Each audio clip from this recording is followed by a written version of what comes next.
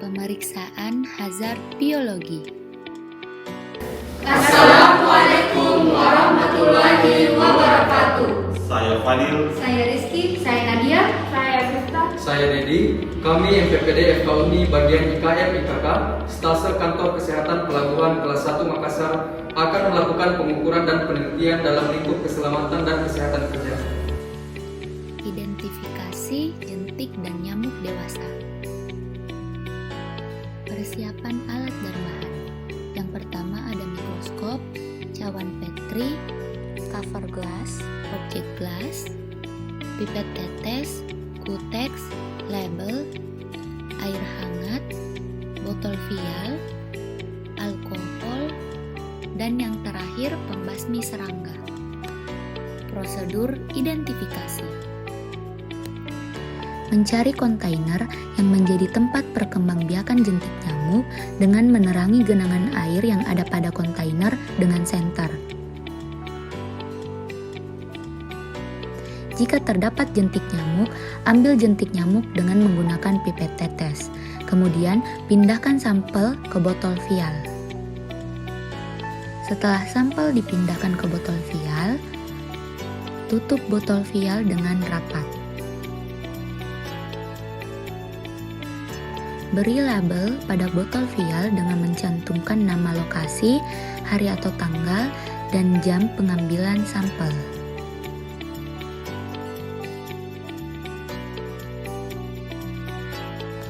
Selanjutnya, pindahkan sampel jentik ke cawan Petri.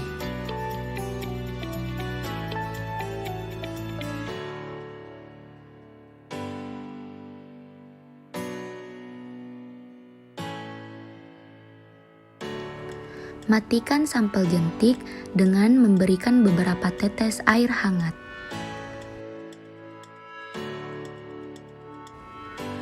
Gunakan pipet tetes untuk memindahkan sampel ke slide glass.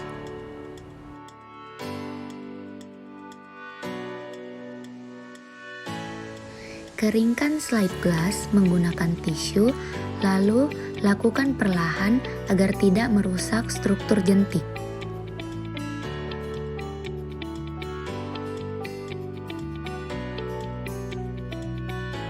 Beri kuteks bening pada sampel jentik.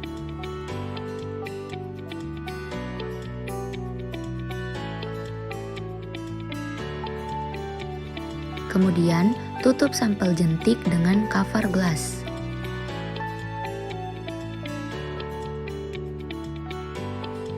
Letakkan slide glass berisikan sampel jentik pada mikroskop dengan pembesaran 4 kali.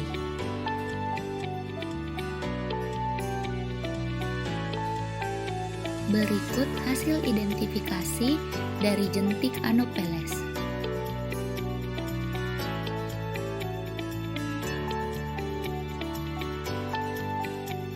Hasil identifikasi dari pupa Anopheles. Berikut hasil identifikasi dari nyamuk Anopheles sp jantan dewasa. Pada gambar menunjukkan bagian kepala, bagian badan, dan bagian ekor ataupun kaki. Pencegahan dengan 5 level of prevention. Yang pertama, dengan health promotion. Jadi kita memberikan penyuluhan kepada masyarakat tentang pentingnya melakukan dan menerapkan perilaku hidup bersih dan sehat. Kemudian kita juga memberikan penyuluhan mengenai 4M, yaitu menguras, menutup, mengubur, dan memantau. Yang kedua, specific protection. Jadi di sini kita melakukan program vaksinasi DBD, kemudian menggunakan kelambu pada istirahat pagi dan siang hari, serta menggunakan lotion anti nyamuk. Yang ketiga, early diagnosis and prompt treatment. Jadi di sini kita mengenali kriteria dan gejala tanda-tanda dari demam dengue dan demam berdarah dengue. Kemudian yang keempat, disability limitation, di mana dapat dilakukan penggantian volume plasma yang hilang, kemudian diberikan terapi oksigen, transfusi darah, serta mencegah dehidrasi dengan banyak minum air putih dan mencukupi waktu istirahat, kemudian konsumsi obat penurun panas. Dan yang kelima, rehabilitation. Kita lakukan observasi pasien yang sembuh untuk melihat apakah ada tidaknya komplikasi. Kemudian dilakukan rehabilitasi mental melalui konseling jika penderita DBD memiliki masalah. Selanjutnya, kita melakukan pengendalian dengan hierarchy of control. Yang pertama, eliminasi. Kita dapat melakukan fogging, menaburkan larvasida pada penampungan air, dan menggunakan obat anti nyamuk, serta memelihara ikan cupang untuk pemakan jentik nyamuk. Yang kedua, substitusi, di mana kita melakukan penggantian wadah sekali pakai seperti kaleng menjadi wadah yang bisa dipakai berkali-kali agar tidak menjadi sampah. Yang ketiga, isolasi, di mana kita mengisolasi vektor dengan menutup wadah penampungan air atau mengubur barang bekas di dalam tanah. Bisa juga dilakukan isolasi bagi pasien yang didiagnosis dengan demam berdarah dengue. Dan yang keempat, engineering control, di mana kita melakukan pemasangan kawat kasa di lubang jendela atau ventilasi untuk mengurangi akses masuk nyamuk ke dalam rumah. Kemudian dilakukan juga perbaikan sanitasi lingkungan serta menerapkan program 4M. Yang kelima, administrative control. Kita meminta pekerja untuk taat membuang sampah, segera, dan buang air genangan bila terdapat di sekitar tempat kerja. Dan yang keenam, gunakan alat pelindung diri, di mana kita juga bisa menggunakan raket anti nyamuk, menggunakan obat anti nyamuk atau lotion, dan memakai kelambu saat tidur. Pengukuran hazard biologi yang kedua, yaitu identifikasi kecoa. Prosedur pemeriksaan untuk identifikasi kecoa. Yang pertama, jika kecoa belum mati, kita bisa memasukkan kapas yang telah diberikan kloroform ke dalam plastik untuk mematikan kecoa. Atau bisa juga dengan desinseksi. Yang kedua, kita mengamati kecoa yang telah dimatikan dari plastik dan mengamati spesies kecoa dengan menggunakan loop. Kemudian, kita mencatat hasil pengamatan sesuai dengan jenis atau spesies kecoa. Pencegahan dengan 5 level of prevention. Yang pertama, health promotion. Kita bisa memberikan penyuluhan kepada masyarakat tentang pentingnya melakukan dan menerapkan perilaku hidup bersih dan sehat. Kemudian, memberikan penyuluhan kepada masyarakat tentang menutup lubang WC dan rajin membersihkan perabotan rumah. Yang kedua, specific protection. Kita bisa membuat penutup lubang pembuangan air dan menyemprotkan obat anti kecoa serta rutin mencuci tangan dengan sabun setelah buang air dan sebelum makan. Yang ketiga, early diagnosis and prompt treatment, di mana keracunan makanan dan tipes disebabkan oleh bakteri Salmonella typhi. Pemeriksaan fisik dengan mengukur suhu badan dan melihat bercak merah di kulit, di mana dokter juga akan menekan perut pasien untuk mendeteksi nyeri dan memeriksa kemungkinan pembengkakan di limpa dan hati. Dan yang keempat, disability limitation, di mana diobati dengan tablet antibiotik penisilin selama 1-2 minggu. Dokter juga dapat memberikan infus cairan untuk mencegah dehidrasi setelah dirawat sekitar 3-5 hari. Dan yang kelima, rehabilitation, observasi pasien yang sembuh untuk melihat apakah ada tidaknya komplikasi. Pengendalian dengan hierarchy of control, terdiri atas 6 poin. Poin pertama, eliminasi, di mana kita bisa melakukan penyemprotan pestisida dan menggunakan obat anti kecoa. Poin kedua, substitusi, biasanya tidak dilakukan substitusi. Yang ketiga, isolasi, di mana kita menutup lubang air. Dan poin keempat, engineering control, di mana kita melakukan pemasangan kawat kasa di lubang, jendela atau ventilasi untuk mengurangi akses masuk kecoa ke dalam rumah. Kemudian, kita lakukan perbaikan sanitasi lingkungan dan menerapkan program 4M. Poin yang kelima, administratif control, di mana kita meminta pekerja untuk taat membuang sampah segera.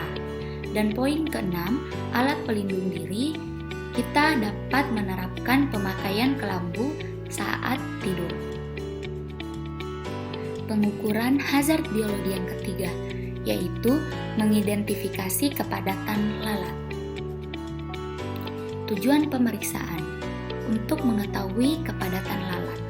Adapun berbagai macam jenis lalat, yaitu housefly, clusterfly, blowfly, flashfly, dan fruitfly. Adapun alat yang digunakan untuk mengidentifikasi kepadatan lalat, yaitu hand counter dan fly grill. Untuk cara kerjanya, yang pertama kita siapkan alat yang akan digunakan. Kemudian kita menentukan titik pengukuran tingkat kepadatan lalat, biasanya di tepi-tepi atau tempat yang bersudut tajam. Kemudian kita meletakkan fly grill pada tempat yang telah ditentukan minimal 1 meter pada daerah yang akan diukur. Pemasangan dari fly grill ini dengan hati-hati dan tempatkanlah pada kayu, pada tempat atau lubang dan jangan sampai terjadi ketimpangan. Kemudian kita menghitung lalat yang hinggap dengan alat penghitung atau hand counter selama 30 detik. Kemudian hasil dari hitungan tadi kita masukkan ke dalam tabel.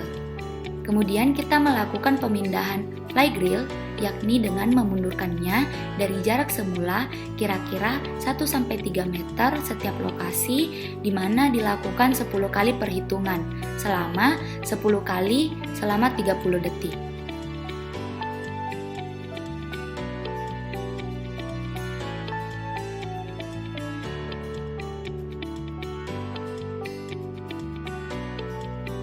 Cara pengukuran dan interpretasi. Yang pertama, diambil sebanyak 5 hasil perhitungan tertinggi kepadatan lalat, kemudian dirata-ratakan. Yang kedua, dihitung hasil rata-rata angka kepadatan lalat dalam satuan ekor per blok grill. Diinterpretasikan hasil pengukuran angka kepadatan lalat dalam satu lokasi tertentu. Interpretasi hasil pengukuran angka kepadatan lalat pada setiap lokasi adalah sebagai berikut. 0-2 itu rendah, 3-5 itu sedang, 6-20 itu tinggi atau padat, lebih dari 21 adalah sangat tinggi atau sangat padat. Dan dilakukan pengukuran suhu serta kelembapan untuk menghasilkan pengukuran yang optimal di lokasi pengukuran. Hasil identifikasi kepadatan lalat. Jadi angka kepadatan lalat dalam satu lokasi, titik pertama didapatkan 3 lalat, titik kedua 1 lalat, titik ketiga 2 lalat, titik keempat 1 lalat, titik kelima 3 lalat, titik keenam 2 lalat, titik ketujuh 1 lalat, titik ke-8 1 lalat, titik ke-9 2 lalat, titik ke-10 3 lalat. Jadi hasilnya adalah 19 yang menandakan kepadatannya tinggi atau padat. Pencegahan dengan 5 level of prevention. Yang pertama, dengan health promotion, kita bisa memberikan penyuluhan kepada masyarakat tentang pentingnya melakukan dan menerapkan perilaku hidup bersih dan sehat. Kemudian kita memberikan penyuluhan kepada masyarakat tentang tanda-tanda keberadaan lalat. Yang kedua, specific protection, kita bisa melakukan penyimpanan bahan makanan pada tempat yang tertutup. Kemudian, vaksinasi tifoid dan menyemprotkan obat anti lalat. Dan kita hindari membeli jajanan di tempat yang kurang bersih. Untuk yang ketiga, early diagnosis and prompt treatment, di mana keracunan makanan dan tipes disebabkan oleh bakteri Salmonella typhi. Pemeriksaan fisik dengan mengukur suhu badan dan melihat bercak merah di kulit, biasanya dokter juga akan menekan perut pasien untuk mendeteksi nyeri dan memeriksa kemungkinan pembengkakan di limpa dan hati. Yang keempat, disability limitation, di mana diobati dengan tablet antibiotik penisilin selama 1-2 minggu. Dan yang kelima, rehabilitation, kita melakukan observasi pasien yang sembuh untuk melihat apakah ada tidaknya tanda komplikasi. Pengendalian dengan hierarchy of control. Poin pertama, eliminasi. Kita lakukan penyemprotan pestisida dan menggunakan lem lalat. Poin kedua, substitusi, biasanya tidak dilakukan. Poin ketiga, isolasi, menutup makanan dan jangan dibiarkan makanan terbuka. Poin keempat, engineering control, pemasangan kawat kasa di lubang jendela atau ventilasi untuk mengurangi akses masuk lalat ke dalam rumah. Poin kelima, administrative control, meminta pekerja untuk taat membuang sampah segera. Dan poin keenam, alat pelindung diri, memakai kelambu saat tidur.